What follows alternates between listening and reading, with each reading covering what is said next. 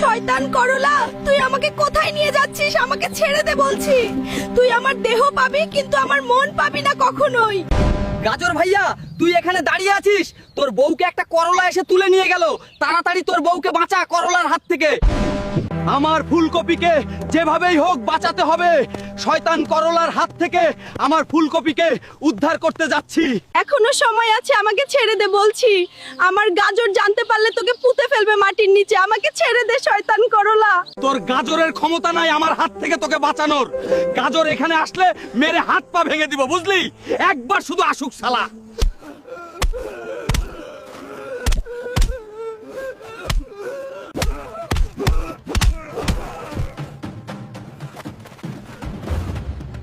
জান পাখি, তুমি সময় মতো না আসলে তো করলা আমাকে নিয়ে চলে যেত অনেক দূর। আমার অনেক বড় ক্ষতি করে দিত হারামি করলা। আমি বেঁচে থাকতে কেউ তোমাকে নিয়ে যেতে পারবে না, বুঝলে পাগলি?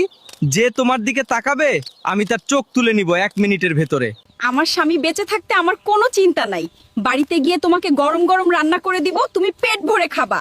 তাহলে তাড়াতাড়ি বাড়িতে চলো সোনা, আমার অনেক খিদা লেগে গেছে, বাড়িতে গিয়ে ভাত খেতে হবে। দুইজন একসাথে ভাত খাবো বাড়িতে গিয়ে। বউ, আর কতক্ষণ লাগবে গো রান্না করতে? সকাল থেকে কিচ্ছু খাইনি, পেটের ভেতরে কিছু নাই।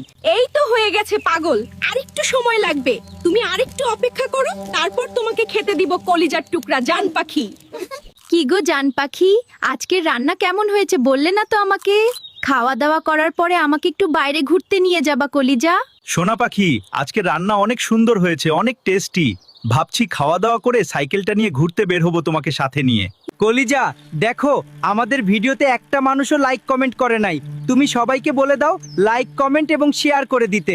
আমার প্রিয় বন্ধুরা, আপনারা সবাই দয়া করে আমাদের ভিডিওতে লাইক কমেন্ট ফলো এবং শেয়ার করে দিবেন, তাহলে আমরা সুখে থাকবো।